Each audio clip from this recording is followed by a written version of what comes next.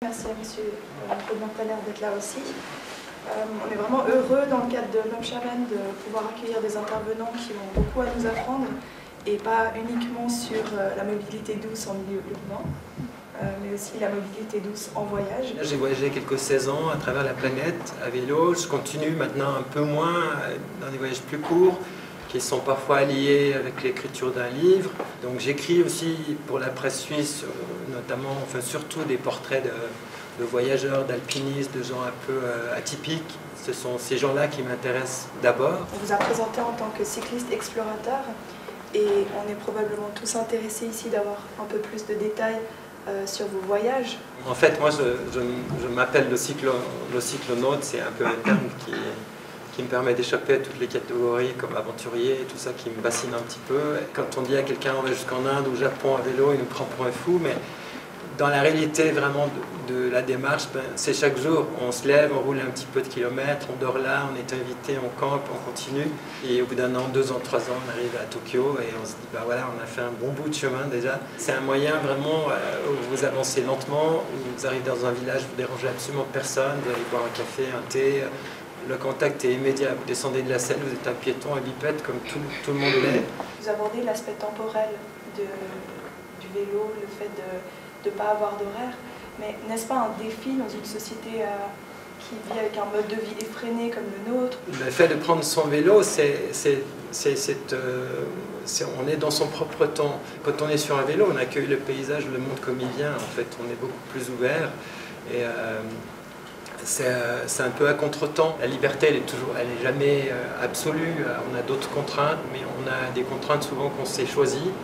Et puis d'autres contraintes comme la météo, la durée des visas, les problèmes mécaniques de santé, tout ça, ça arrive quand ça arrive. Tous les moyens de transport très rapides en fait relient les grands centres, les grandes villes, etc. Mais au dépend des campagnes, au dépend des petits villages. Et est-ce qu'on veut vraiment avoir des villes de plus en plus grandes? Juste en face, derrière vous, je vois des arbres qui sont plantés au milieu de... J'aimerais pas être un arbre comme ça, moi je préfère être un arbre dans une forêt. On voit la place qu'on donne à la nature. Alors donc le 12 mars 1994, je partais de Genève en direction de Tokyo. Je me suis envolé sur l'Alaska. Il m'a fallu quelques 2 ans pour descendre jusqu'à Ushuaia. Et puis un second avion depuis Buenos Aires jusqu'à Cape Town. Il y a encore 2 ans à travers l'Afrique. Le vélo, pour moi, c'est un engin sacré. C'est vraiment quelque chose qui m'a permis de grandir, de devenir adulte et puis de découvrir plein de choses. Les gens se demandent, et ils ont bien raison de se demander qu'est-ce qu'on fout là tout seul en plein désert. Ils regardaient devant, derrière. J'avais un vélo qui pesait à peu près 80 kg chargé. Alors, quand vous partez comme ça sur un vélo, vraiment la chose la plus profonde, c'est de trouver votre propre vitesse, la vitesse interne, pour pouvoir vous laisser grandir. Beaucoup de problèmes mécaniques, je vais casser 3 cadres, donc utiliser 4 vélos, 11 jantes, et je t'en passe pour les centaines et les centaines de crevaisons. Ce qui est choquant dans un tel voyage, c'est de voir le contraste brutal entre les sommes astronomiques dépensées dans les armées et les polices du monde entier. Mais le paysage était d'une beauté extraordinaire. Voyager à bicyclette, c'est d'abord une expérience essentiellement climatique. Tu es complètement immergé dans le paysage, couvert par des débris de paysage, si loin des hommes et si proche de la terre. Lorsque tu bois une tasse de ton thermos, tu as l'impression de tenir vraiment une portion de paradis entre les 2 mains. C'est une très belle joie d'arriver à une frontière et de la traverser. Fin février 1995, j'arrivais au col du Tourogard, situé à 3600 mètres d'altitude, la frontière entre le Kyrgyzstan et la Chine. Beaucoup de solitude dans un tel voyage. On a l'impression parfois d'être le dieu Atlas, de porter tous les malheurs du monde sur ses épaules bien frêles. J'étais chargé comme une mule, j'avais beaucoup de nourriture. J'ai été très impressionné aussi par les pèlerins tibétains qui, dans la plus pure forme de pèlerinage, pratiquent des prostrations mais n'effectuent que 3 simples pas entre chaque prostration. Après environ 1 an de voyage et quelques 20 000 km depuis Genève, je vais parvenir à Lhasa. Beaucoup de silence, mais beaucoup de bruit du vent constant. Il faut descendre du vélo sans perdre les pédales, trouver 2 mètres carrés pour planter sa tente, puisque le vent est vraiment un élément intrinsèque de ce plateau, il n'arrête jamais de souffler. Je me suis rendu au camp de base de l'Everest du côté tibétain, qui est situé à peu près à 5100 mètres d'altitude.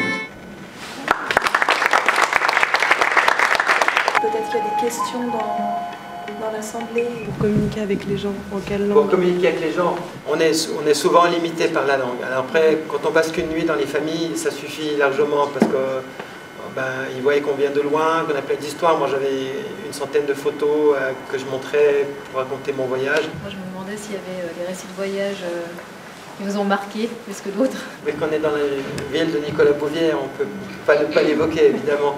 J'ai eu la chance une fois de le rencontrer à son atelier. Bon, c'était évidemment au niveau écriture, c'est un très grand de la littérature en général. C'est un maître en termes d'écriture de voyage, c'est sûr. Est-ce que vous auriez abordé votre voyage d'une manière différente et comment si vous étiez une femme? Parfois, j'ai souhaité être une semaine une femme, en fait, pour voir qu'est-ce que ça donnerait en voyage ou dans la vie. Je pense que c'est une chose, un fantasme que j'aimerais bien vivre. Ouais. Mais c'est un sujet qui me met à cœur aussi parce que j'ai écrit un livre, je peux le montrer, il est juste là, sur cette thématique.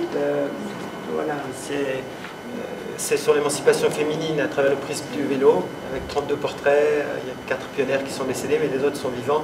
Si tu es une femme, c'est un avantage. Parce que tu es surprotégée. Alors parfois c'est embêtant également, parce que ça lui est arrivé, comme c'est arrivé à d'autres femmes, qui a été violée, sa sœur aussi. Enfin, c'est une terrible histoire, mais elle a rebondi d'une manière exemplaire. Mais de manière générale, elle tient un discours vraiment que dans les familles, on est surprotégé en tant que femme, parce que c'est complètement impensable, inimaginable qu'une femme puisse voyager seule. Déjà comme homme, c'est quelque chose de difficilement compréhensible, mais il y a le risque supplémentaire du viol, évidemment. Et puis, il faut être, ce qui doit être dur pour une femme, il faut être très masculin dans ses réactions. Moi, j'avais une question par rapport à la solitude. Je voulais savoir comment vous avez vécu cette solitude. Je pense que le voyage total, c'est un voyage en solitaire, qu'on soit un homme ou une femme d'ailleurs, parce que là, on est vraiment immergé dans une autre culture, et puis on est très très réceptif, et on a besoin toujours du contact des gens, quoi. Et la solitude, moi, j'en ai beaucoup souffert aussi, parce qu'on est en manque chronique d'amitié, d'amour, et c'est aussi une des raisons pour laquelle je suis rentré. Seul, c'est vraiment un voyage où on est d'immersion totale. Et je pense que c'est la forme la plus pure du voyage.